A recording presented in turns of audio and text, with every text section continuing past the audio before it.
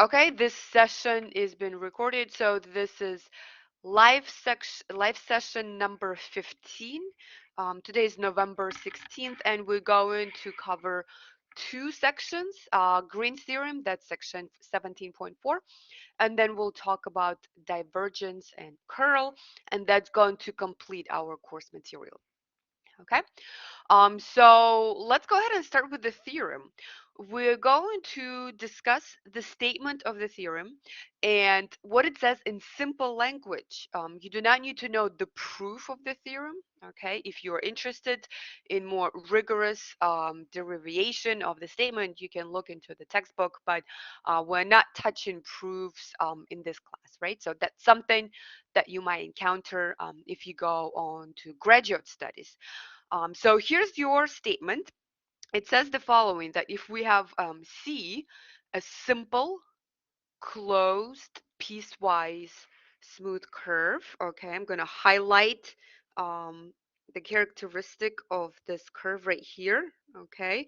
What does simple mean? Simple means that it does not intersect itself, okay. Closed, piecewise smooth. Okay, so let me give you a couple of examples of what these curves could look like. So something like this. Okay, we have orientation. This one is simple, it doesn't intersect, it's closed. The ending point is the same as the beginning point, and it's actually smooth everywhere except over here, right? So what would be a truly piecewise smooth curve? So something like this. Okay, where we have edges, but that's okay. Piecewise means that we can split it up in finitely many subcurves, and we have smoothness there. So that's another example of a curve. Okay, what's not simple? Okay, so something like this is not simple, right? So not simple. So we're not dealing with curves where we have an intersection, okay? And this is important. Oriented counterclockwise, that's another important characteristic. Okay, so notice how we have this motion as if you were going on this curve. So if you're going in this direction, all the area that's bounded by the curve is on your left. Okay, so that's how you can think about it as counterclockwise orientation. As you move along, imagine you're on a bike or you're in a car. You all that area that's bounded, it needs to be on your left. Okay, so it encloses a connected and simply connected region R. Okay, so we need to have some area, right? Okay, um, and we have a vector field. So these are all components of our theorem. So a vector field F, okay, where we have continuous partial derivatives for our components F and G on that region R. Okay, then we can compute our line integral in a following manner. So this notation right here, that is your line integral of the vector field F over a closed curve. That's what that circle over the integral means. It's a closed curve. Okay, we know how to compute this, right? So we know how to compute the circulation of a vector field over a curve.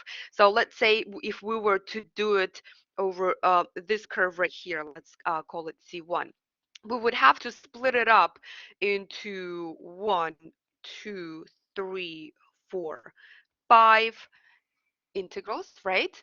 And we would find a parametric description of the curve 5 times, rewrite everything in terms of t and compute it 5 times, then add it up. Okay, so that's what we've done last time, except we don't need to do that anymore. And that's the beauty of Green's theorem. It gives you a quick and simple way of computing line integrals, but now they have a form of a double integral over a closed region.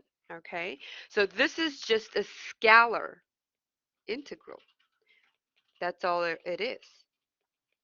And it might take you some time to get this, to get the idea of what's really happening here. We no longer do line integrals the old way. That's what we learned last week. Okay, if you have all of these conditions and you have a closed region R, and notice F doesn't need to be anything. It's just any vector field. It doesn't have to be conservative. All right, it can be any vector field. Then you can reduce your line integral that we used to compute the old way, the long way, with all the parameterization and computing the dot product. You can just compute it as a scalar integral, a double integral. Okay, so this quantity right here in the middle, dg dx minus df dy, has a name. Okay, it is a two-dimensional curl of a vector field. So in this section, we're talking about two-dimensional curl and two-dimensional divergence. And then in the next section, we're going to extend it to R3. Okay, and it is, we say that the curl is 0 throughout the region, then we say that field is irrotational. So curl kind of gives you an idea of what the rotation of the field is at a certain point. Okay, so let's go ahead and just apply, do a couple of examples and apply this theorem, and you'll see what a beautiful result this is and how cool it is to see this connection between line integrals and just now converted it into a simple double integral over a region that we know how to compute. Okay, so here's your first problem. We have a vector field, and we would like to compute counterclockwise circulation of F around this C, where C is the rectangle with vertices that are given right here. Okay, so first thing I'm going to do, I'm going to make a picture of what my C is going to look like. Okay, just a rough sketch. So here's my A, 0, 0. B is pi over 9, 0. Okay, so somewhere here. And then pi over 9, pi over 5. Let's see. So somewhere here, this is just a sketch. It doesn't need to be super precise. A, B, C, D. Okay, so if we did not know Green's theorem, what would we have to do? We would write 4 parameterizations, right? Okay, so here's your first curve, second over here, third and fourth. Write parametric description of each curve. We write our vector field in terms of t, find r prime, compute the dot product, and so forth. We would have to do it 4 times. Okay, we no longer need to do this. Okay, because what is the reason? Is this a simple closed piecewise smooth curve? Yes. Okay. Is it oriented counterclockwise? Yes. Do we have R that's a connected and simple connected region in the plane that's also closed? Yes, it's just this rectangle right here. That's my R. All right, so that's it. That's all I need to know. Does my vector field have continuous first partial derivatives of f and g? Oh yeah, sine and cosine. No problem here. We can differentiate everything. That's it. That's all I need to know. So I'm going to go ahead and compute my curl. Let me remind you what that is. Partial of g with respect to x minus partial of f with respect to y. Okay, so partial of g with respect to x. So let me mark what these functions are. This is my f, this is my g, right? So what do we get here? We get negative 9 sine of 9x minus 5 cosine of 5y. Okay, that's my curl. That's what I'm going to integrate. So the integral over this closed curve C, the circulation is just our dot product of um, f and dr, right, is equal to now double integral. I'm going to plug in my integrand first, and then we're going to take care of the limits. Okay, so this is my integrand. This is a rectangle. I can integrate it in any order, right? So dx dy will go this way. Okay, and what are my limits? Okay, so x goes from 0 to what? Looks like it goes to pi over 2, right? Pi, not over 2, pi over 9. Okay, oop, this one right here should be pi. And y goes from 0 to pi over 5.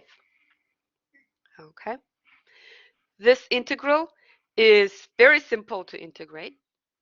Okay, let's go ahead and do it. I'm going to do the inner one first. Okay, from 0 to pi over 9, we have negative 9 sine 9x minus 5 cosine 5y dx. Okay, what do we get here? Let's see.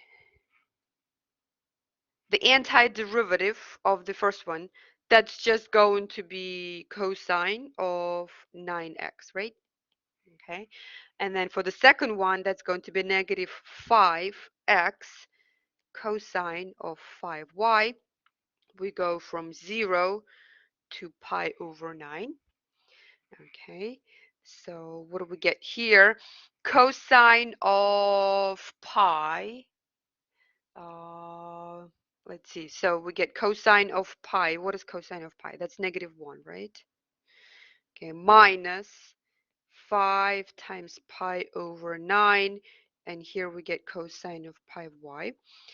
And then minus cosine of 0. So that's also 1. So let me just write minus 1.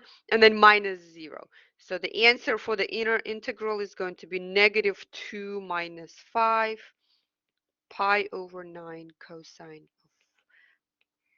of 5y. Okay, that's our inner integral.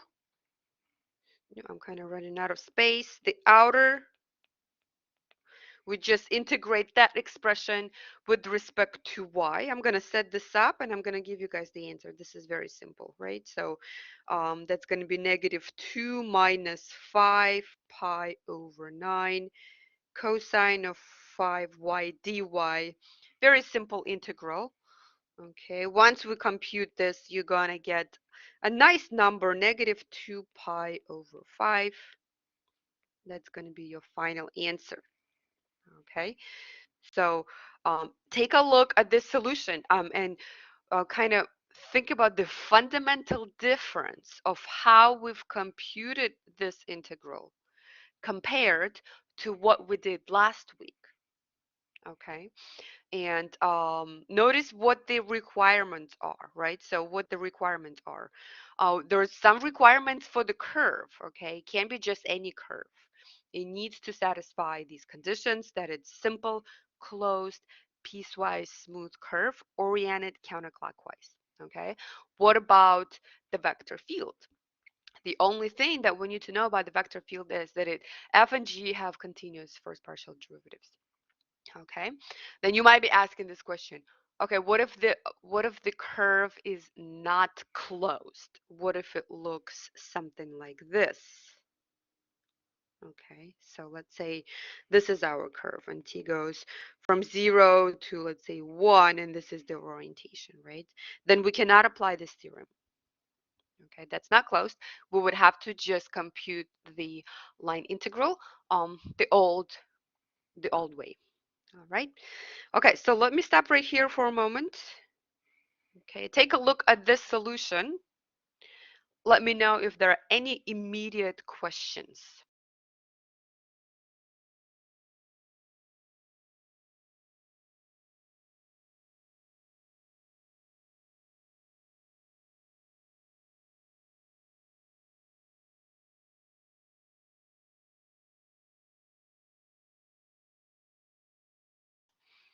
Okay, if there are no questions, let's go ahead and take a look at the next example. Okay, here it says evaluate a line integral over a closed curve. That's what that circle means. Okay, where we have f as vector field negative 3y and 3x. Okay, let me go ahead and mark my functions here. This is little f, this is little g. Okay, C is a triangle with vertices 0, 0, 1, 0, and 0, 2. Okay, so let's go ahead and set up a picture here.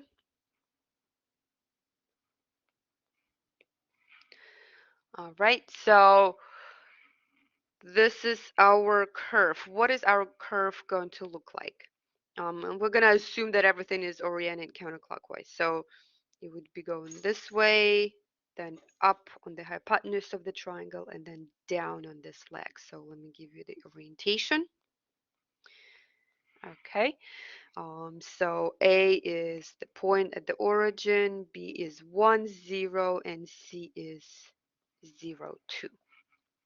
Okay, I have a simple, closed, piecewise, smooth curve, oriented counterclockwise.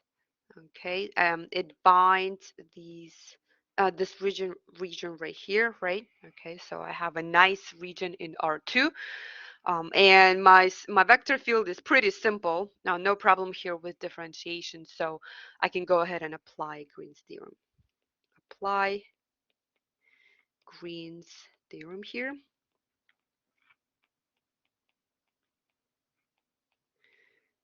Okay, so let's go ahead and compute the curl. Let me remind you the formula. It's dg dx minus df dy. dg dx, that's going to be 3, minus df dy, that's negative 3. So 6 is our function. Okay. Very simple to integrate. The question is, what are the limits? Okay. So what are going to be our limits? Let me go ahead and write something that would not be correct. Okay. So let's say I wrote this. I'm going to write it in red to make sure that we know this is not what we're going to do. Okay.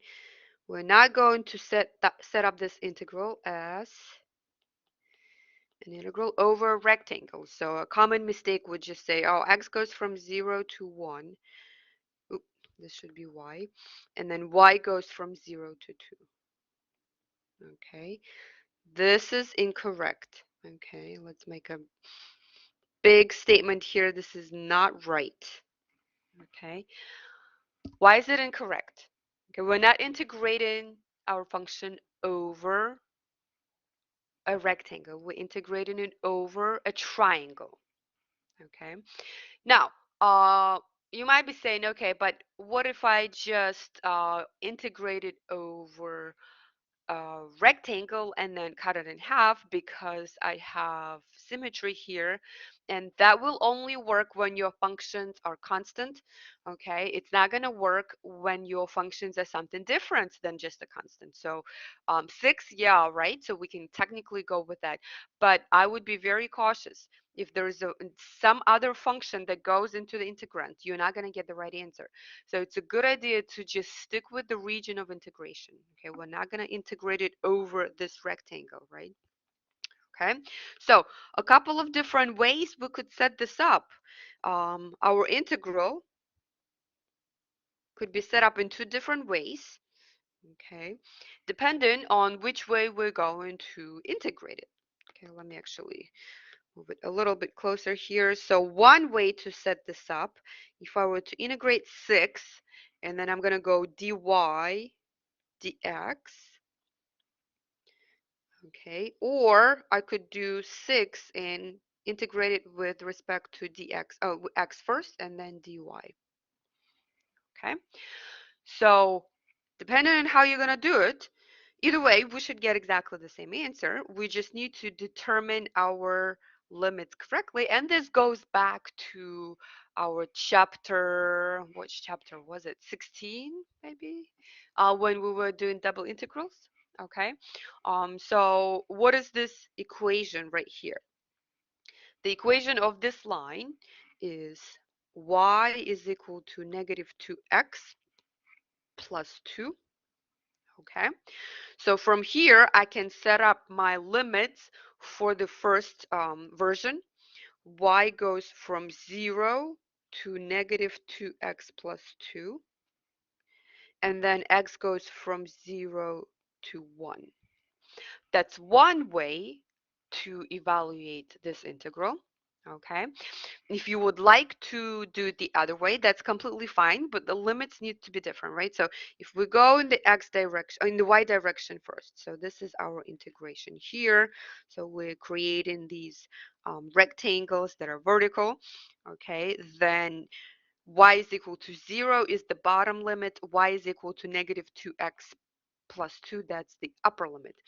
If we go the opposite way first, so we go in the x direction, then what are our limits? Now we just need to solve for x.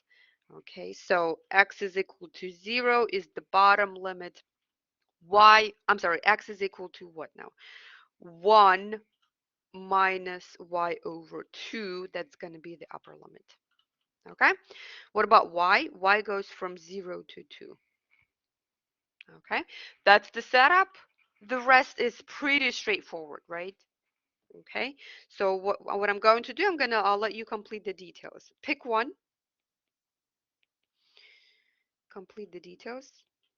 Pick one of the integrals, compute it, then go ahead and pick the other one. And make sure that the answer that we get is the same, right? We should get exactly the same value no matter which way we integrate. All right. Okay, so here's your solution for applying Green's theorem when we would like to compute just a line integral over a closed curve. Okay, let me stop right here for a moment. Take a look at it. Let me know if anything needs a little bit more explanation.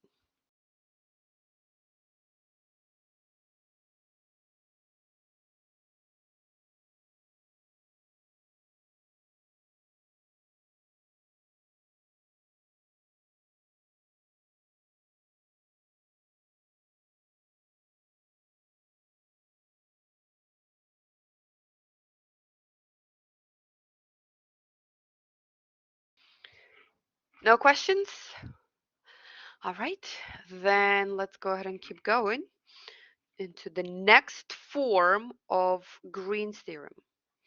Okay, so there are two forms that we can discuss.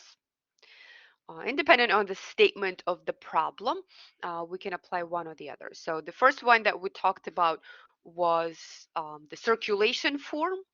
And notice how it is connected to the notion of um, curl, right? And then here we have another version of it, Green's theorem, the flux form, okay, where we have a connection between the Green's theorem and two-dimensional divergence.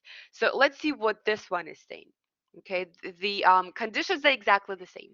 We have C, that's a simple, closed, piecewise smooth curve that's oriented counterclockwise.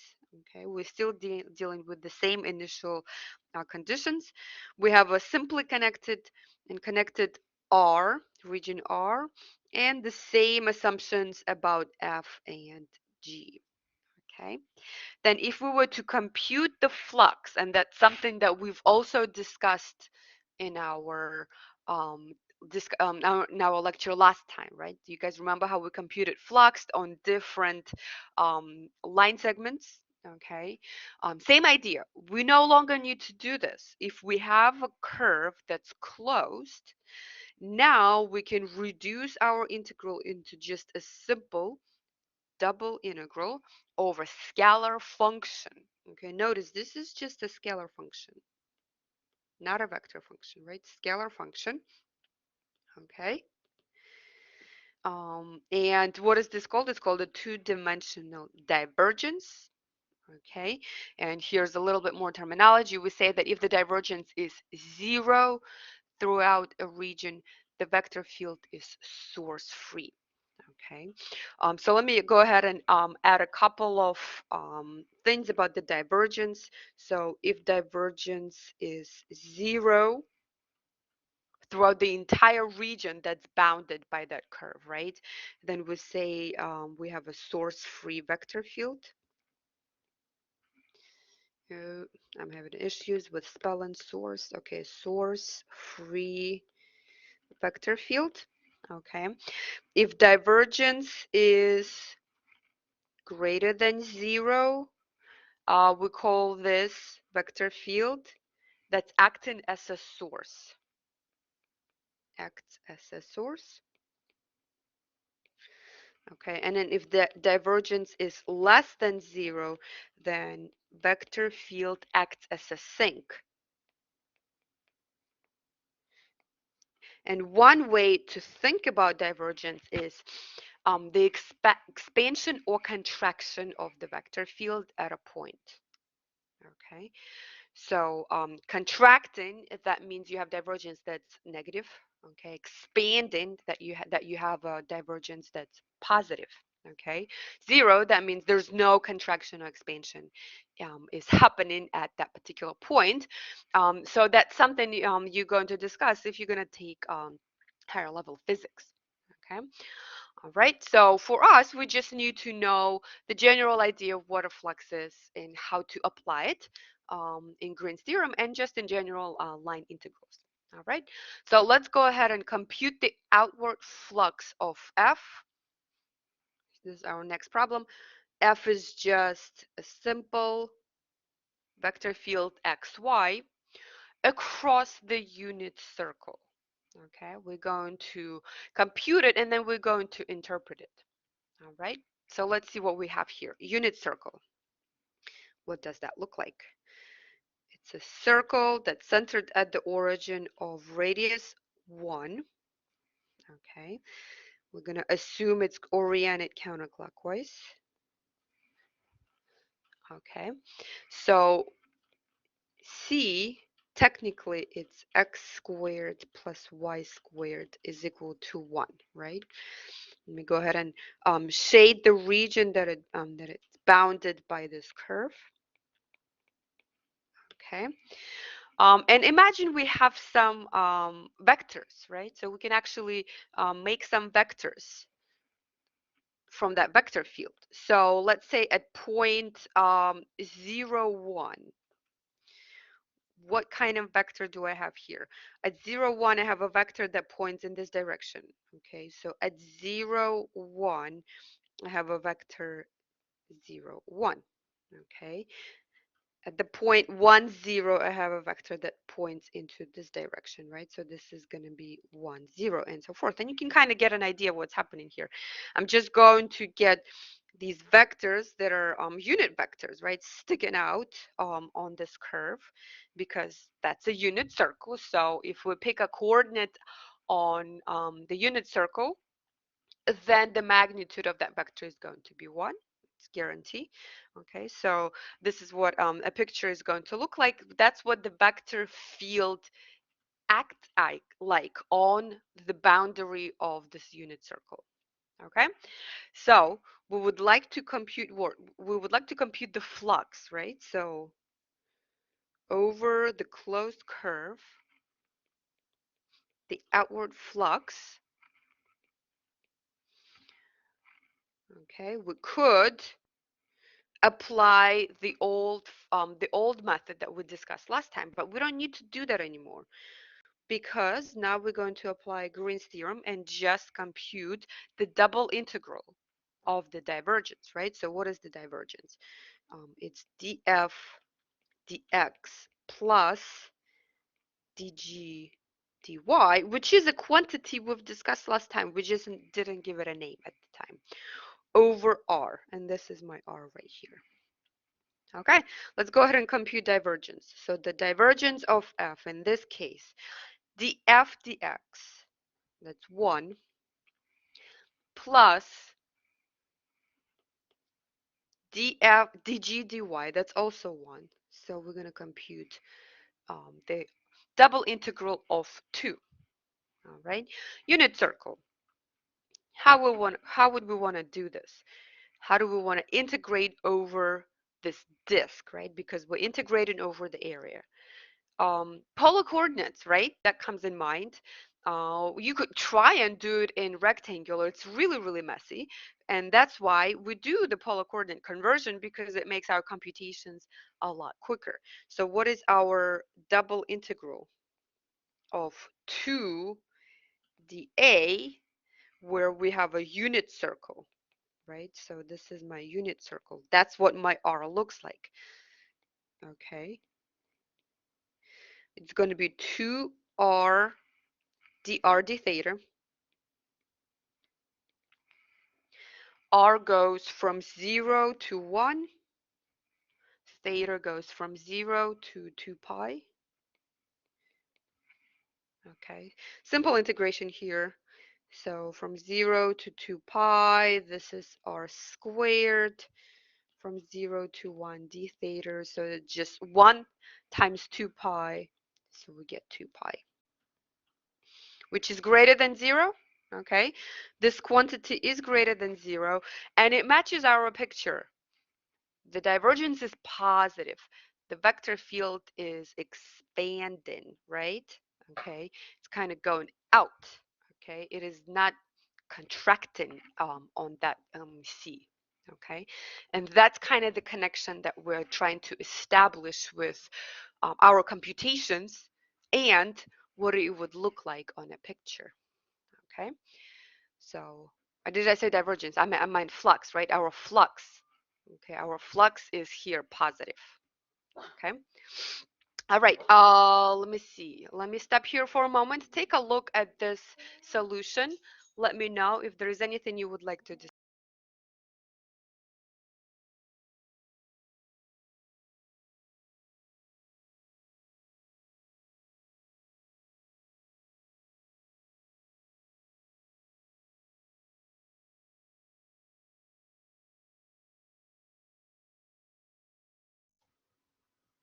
All good?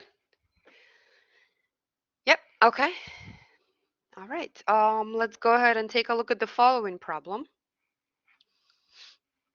This one just says evaluate the following integral on the boundary of the disk that's centered at the origin, and we have a radius 2. Okay, and then we have the following expression. It's a line integral over a closed curve, and we have these functions right here. We have some expression dy minus another expression times dx. Okay, so let's go ahead and see what that disk is going to look like. It is a disk centered at the origin, radius 2, x squared plus y squared less than or equal to 4. So that's everything inside here. Okay, let's go ahead and orient it clockwise. I'm sorry, counterclockwise. Okay. All right, so now what do?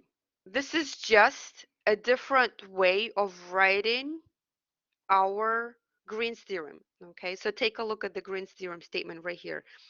Outward flux, that's what we're computing. F dy minus g dx. Okay, this one right here is F, and this one right here is G. Okay, so this is another way of writing the line integral over a closed curve of F, where we have the following components. Okay, that's just a notation that can be a little tricky. That's why it's a lot of times we just need to take a moment to make sure that we understand what it is that we have written down. Okay, so we're computing an outward flux of this vector field. This is the vector field. Okay, so now we know what we're dealing with. We can apply our theorem, right? So we're going to apply the flux version of Green's theorem. Let's go ahead and compute the divergence. So df dx plus dg dy. What is that? df dx, that's going to be 12x squared. And dg dy, That's also going to be 12y squared. The other two expressions are 0 when we differentiate with respect to x and y. Okay, so this is my divergence of this vector field right here. Okay, let's see. So we would like to apply our theorem, right? So we need the region. The region here is the disk inside. Okay, that's the area. Again, how do we integrate this? In what coordinates? We're going to integrate it with respect to polar coordinates. Okay, where our r goes from. R goes from 0 to 2. Okay, and theta goes from 0 to 2 pi. Now we need to make sure we write this expression as a function of r and theta. Okay, but that's just 12r squared, right? This is 12r squared. Okay, we know how to deal with that. So now we just plug this in. This is going to be 12r squared times r dr d theta. Okay, make sure we do not forget about this r. That's part of the setting up our double integral in polar coordinates. All right. Okay, the rest is simple. So again, this function doesn't even depend on theta, so we just multiply everything by 2 pi at the end, okay, or we just multiply it right away. So this is going to be 2 pi times what? The antiderivative of 12r squared, that's going to be 4r cubed. We go from 0 to 2. Okay, is that right? 4r cubed. Oh, nope, that's not true. Why is that? Because this is 12r cubed. So that's going to be 3r to the fourth. Here we go. Okay, it's 3r to the fourth. We go from 0 to 2. Okay, so this is 6 pi times what? 2 to the fourth minus 0 to the fourth. 2 to the fourth, what is that? 16? 16 times 6, so that's 48 pi. All right. Okay.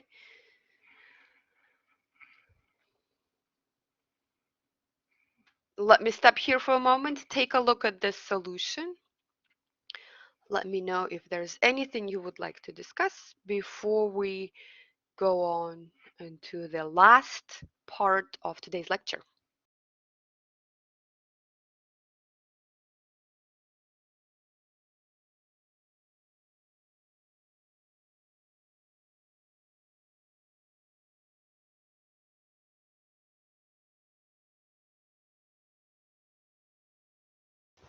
Professor, isn't 16 times 6 96? Yes, let me see. Did I do this wrong? Let me just check what I've done. Did I do this incorrectly? Let's double check all of the computations. So I have 12. So I have 2 pi here, 3 times, okay, that's 6. And then what's 2 to the fourth? It is 16, correct? 2 to the fourth. Help me out here. It's been a long time teaching math. Times 6. It should be 96, right? Okay, so let me fix this. Let me see why it doesn't match my previous computations. I don't know why it's not matching. Oh, no, we're good. We're good. Okay. I just missed one step right here. Okay, this is fine. 96 pi is the final answer. Thank you, Michael. Okay. All right. So, yep, sometimes little computations like that get just a little tricky, but okay. So, how about the actual setup? How about the setting up, the integral and the limits and all of that good stuff? Do you guys have any questions on those?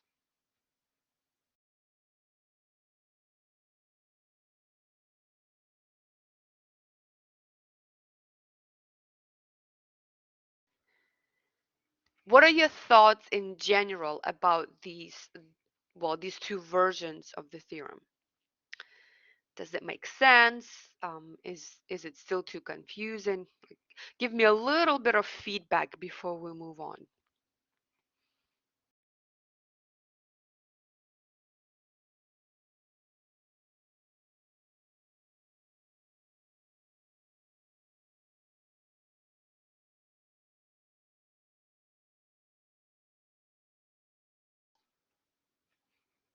Anyone?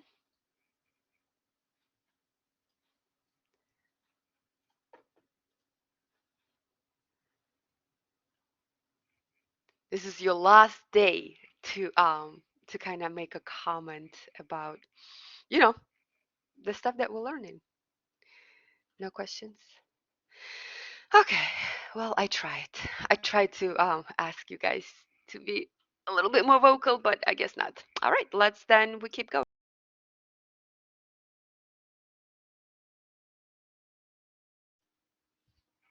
Divergence of a vector field. So the next two concepts that we're going to discuss, they're going to be more or less computational. Okay, we just need to know how to compute these quantities and interpret them just a little bit. And then if you were to do a little bit of independent study, you can finish this chapter and basically view a higher dimensional versions of Green's theorem. Okay, so there are three more sections left of this chapter 17, but typically in a calculus class, this is where we would stop. Okay, and some classes don't even cover Green's theorem, which I think is an important result. So we are covering it here. So divergence and curl of vectors within three components. So now we have f, g, and x. I would like to discuss that, and that's going to be our last big topic for the course. So what is the divergence? The divergence is this quantity, which is just a dot product. Notice what the definition says. It is the dot product of the gradient and the vector field itself. Okay, and it really is an operator, okay, that produces this scalar quantity. This is a scalar function, right? This is no longer a vector function. This is a scalar function that tells us something about the vector field. Okay, it measures expansion or contraction of a vector field at a point. Okay, so you can think about it as a measure of expansion or contraction of a vector field at a point. Okay, and we mentioned that before, if divergence is equal to 0 across the board, then the vector field is source free. So let's go ahead and compute a couple of them. Okay, and we can mention if they're source free or not. So the divergence of this vector field right here, so it's partial of f with respect to x, that's 12, partial of g with respect to y, that's -6, and partial of h with respect to z, that's also -6. So this is pretty straightforward. We get 0. This vector field is source free. Okay. All right, let's take a look at the next one. Okay, what is the divergence of this vector field? Okay, let's see, partial of f with respect to x, that's 2x, y, z. And then we get a negative 2x, y, z. And once again, we get negative 2x, y, z. Okay, so two of these are gone. And now we get negative 2x, y, z. And what can we say about this quantity? This is a non-constant function, right? It's non-constant. Depending on where you are in R3, Sometimes it's positive, sometimes it's negative, and then it's zero. Where? Where is the divergence zero? It's zero at the origin and anywhere where x or y or z is equal to zero. So on the axis, in the planes like the xy plane, xz plane, and so forth, right? So that's where the divergence is zero. But otherwise, we can't say anything about it, okay? Sometimes it will be positive depending on which point you pick. So in this case, this is not a source-free vector field, okay? Because divergence varies depending on the location, okay? It is source-free for points whenever any of the components is equal to 0, right? Whenever either x or y or z is equal to 0, then okay, we get that. All right, so that's example number 3. Let's take a look at example. I'm sorry, that was 2. So let's take a look at example number 3, and let's see if we can come up with a conclusion for that vector field. Okay, so divergence of this one. Okay, remember we need to come up with a scalar function at the end and see if we can write a conclusion about it. Okay, what do we get? Well, this is negative e minus x plus y minus e to the power negative y plus z, and then minus e to the power negative z plus x. Okay, so if I pull out that negative, I'm gonna get the following quantity.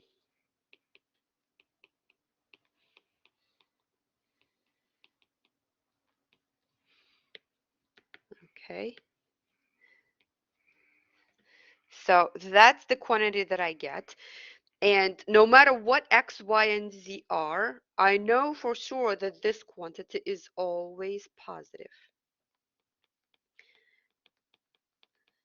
Okay, so what can I tell about my divergence? The divergence of f is always negative, right? For all values of x, y, and z. Because if I have that quantity inside the parentheses, that's always positive, and then minus on the outside. Okay, so no matter which values that I pick for x, I'm going to get a negative number. Okay, so we have these contractions across the domain, right, for the vector field. Okay, so that's your interpretation, and it's a good idea, like as you can compute your divergence. Think about it, what that actually means for the vector field. Okay. Um, so, and again, it will come with a little bit of practice and visualizing vector fields and see what the picture looks like. But it's a great idea to just really connect all of these concepts into, okay, what does that mean for the vector field? Well, how does it behave, right? So that characteristics of the vector field, what does it tell us about it? Okay, so that's divergence. Let's take a look at the last characteristic of a vector field. That would be the curl. Okay, curl of a vector field. Okay, let me just go back to this previous definition. Divergence is a dot product. We get a scalar function. Okay, remember when we were introducing operations with vectors, dot product gives us a scalar value, right? That product of vector function gives it a scalar function, right? Now, curl is the cross product. Remember what cross product gives us? Cross product gives us a vector, right? It does not give us a scalar function, it gives us a vector. So we want to make sure we can compute these things correctly. Keep that in mind. What is this? Okay, again, curl is an operator. Okay, it gives us the measure of rotation of the vector field at a point. So that's how we could think about it. Okay, let me write over here. This is measure of rotation of the vector field at a point. Okay, so whenever this operator produces the zero vector, we say that the vector field is irrotational. Okay, all right, so how do we compute it? It is the cross product of the gradient and the vector field itself. All right. Cross products, how do we compute them? By computing the determinant of a 3 by 3 matrix, right? So what our computation is going to look like. We're going to do gradient cross F. So it's a 3 by 3 matrix with ijk on the top row, and then we have our partials, right? So partial with respect to x, with respect to y, with respect to z, and then our functions will go here, f, g, and h. Okay, that's your general setup on how to compute the curl over vector fields with 3 components.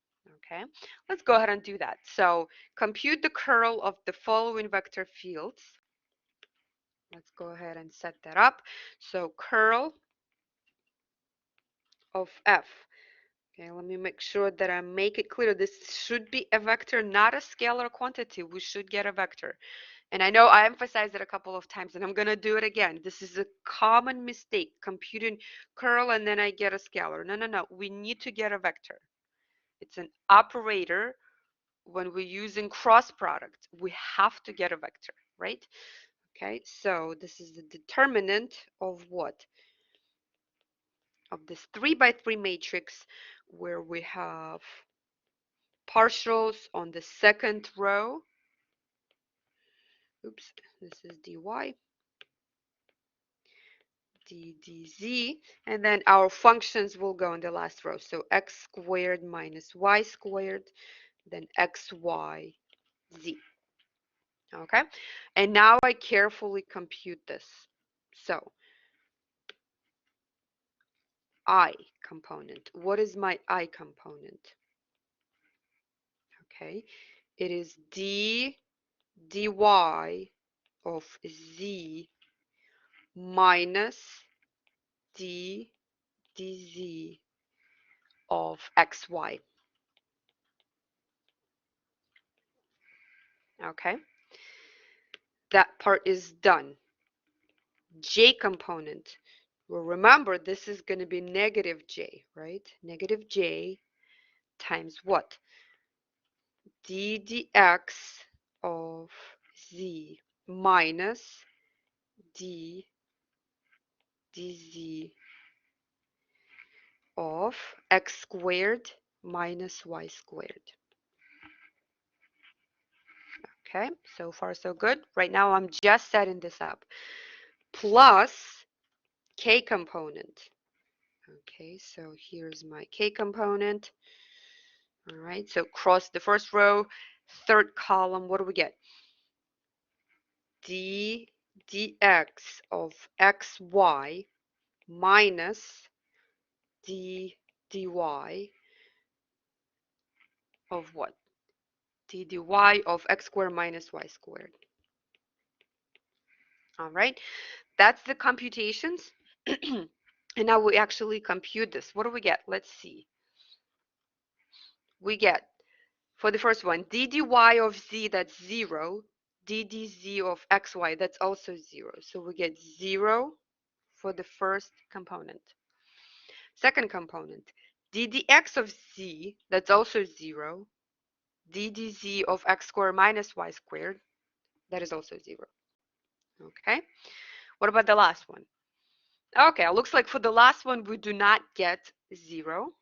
Okay, we get what? So d dx with respect to x, that's y. And then here I get minus, that gives us a plus 2y. So we get 3y.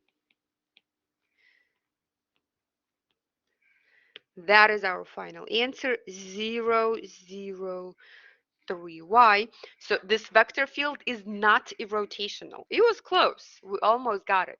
The first two components were 0, but the last one wasn't. Okay, so it is not irrotational on its domain. Okay, for any time your y is not 0, you're not going to get curl that's equal to 0. So there's going to be some rotation of the vector field at that particular point. Okay, but this is how we compute the curl of a vector field. Okay, let's go ahead and do one more, and then we'll discuss any questions that you guys might have. Okay, the last one, let's see. Same idea. I'm going to set up my matrix. Curl of f needs to be a vector. What is it? It's the determinant of the 3 by 3 matrix. The first two lines are the same, right? And then here I'm going to put my functions. So I have x squared minus z squared. Then I have 1. Then I have 2xz. Okay. Let's compute it. I component. Okay, let's see. d dy of 2xz minus d dz of 1. Okay, minus j, and what do we get here? D dx of 2xz minus d dz of x squared minus z squared. Okay, plus last component, that's going to be what? D dx of 1 minus d dy of x squared minus z squared. Okay, the setup is done. Let's go ahead and compute this vector. So let's go ahead and put that vector with 3 components to make sure that that's the answer that we get. Let's see. For the first one, d dy of 2xz minus d dz of 1, that's 0. And I can say the same thing for the third component. None of the functions will give us non-zero value, right? So we get a 0 here. The one in the middle, what do we get here? So this one right here, it's going to be what? 2z minus 2z. So that's going to be 4z. But also remember this negative right here. So this should be negative 4z. Okay, that's our final answer for the curl of vector f. Okay, just like the one above. Let's go ahead and make a note. This is not irrotational, and neither is this one. Not irrotational. There will be some points in R3 where we have rotation of the vector field because we have one of the components is non-constant. It's not 0. Okay. All right, so here's your curl of a vector field. So if we were to continue with this class, what we would do, we would look, use these two concepts and look at a higher version of the Green's theorem. Okay, you would be looking at surface integrals. Which are very difficult to visualize, but computations are pretty straightforward. It's just not so simple to visualize and make that connection of what is it that we're computing, okay? In R3, you can still kind of picture, the vector fields sitting above closed regions, and the applications are pretty straightforward. There's a lot of applications in physics, but it just becomes a little bit more tricky to establish that natural intuition of what is that we're computing once you can no longer visualize, R4, R5. Kind of tough there. Okay, so this is it for curl. Okay, and over here, I'm going to leave you with this nice table that's directly from your textbook that kind of gives you an outline of what we've done. So a couple of things to mention here. Our vector fields, remember we kind of classified them into conservative vector fields, and let me make a note about them.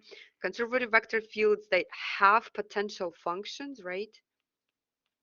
Have potential functions, a whole family, right? That's what we call phi. Okay, so we compute our conservative vector field by finding the gradient of phi. And what can we establish from here? That circulation of conservative vector fields over closed curve is actually zero. Why is that? Because we can apply the fundamental theorem of line integrals, right? And okay, if you have a closed curve, then this quantity will be the same, phi of b minus phi of a. That's why the circulation is zero, okay? Now, source-free vector fields are those where we have divergence is identically zero everywhere. Okay, so in this case, we get that flux is zero. Okay, on all closed curves. And this version right here, we're not going to discuss it in our class. So we don't really talk about stream functions, but that's something that you can encounter in your physics class. So keep that in mind. So what we want to focus on is this part right here, conservative vector fields, and how we can make this connection between the line integrals and the line integrals over closed curves. Okay, and then there's another table that kind of gives you a breakdown of what to do depending on what you're computing, what kind of integral that you're working with. Okay, so circulation or work done, right? That's just our good old line integral over a curve. And then here we split it up in two categories going down this way. Okay, we have closed curve and not closed. Okay, if you have not closed curve, then we just do it the good old-fashioned way, except that if you have a conservative vector field, then we can apply, this is the fundamental theorem of line integrals. If the vector field is not conservative, we can still do this. We just need to do direct evaluation. Okay, same idea for flux integrals. Okay, flux integrals, exactly the same idea. So this is a nice visual table to kind of keep in mind as you go through problems, because right now you probably feel a little bit like, oh, there's so much stuff, right? It started kind of nice and easy. We just have line integrals over curves, and now there's all these other types of integral. Just try to organize your definitions and your examples and making sure all of the conditions are satisfied and you understand the difference between a line integral over a non-closed curve, a line integral over a closed curve, and how we can apply, when can we apply fundamental theorem of line integrals? Not always, right? That one only applicable to vector fields that are conservative. What about Green's theorem? That one is applicable to all vector fields, but the curve needs to be closed. Okay, so all of those little details are very, very important. Okay, yeah, that's it. So let me go ahead and just kind of run through everything that we've done today. So we've talked about the Green theorem's circulation form and how it's connected to the two-dimensional curl. Then we talked about Green's theorem flux form and how that's related to two-dimensional divergence. We talked about what those quantities represent, okay? And then we discussed divergence and curl of vector fields in three components and how we have a dot product that produces a scalar function, right? That's your divergence. Curl is a cross product, so it should produce a vector quantity. And then we've also discussed, this table right here that kind of connects all of these ideas together. All right. Okay. So this is it. This is where we're done for our semester. Thank you all for coming and thank you for participating. I'm going to go ahead and stop this recording, but we have plenty of time to discuss anything that you guys would like to talk about. And what's going to happen on Thursday? On Thursday, Let me see. This Thursday, I will have, my regular session when I'm online and you guys can hop on and ask any questions. But let's also go ahead and have a review. If you would like to have a review for the exam that you will be taking after the break, then definitely join on Thursday at 11 o'clock. That's what we're going to do in a couple of days. Okay. All right. I'm going to go ahead and stop this session.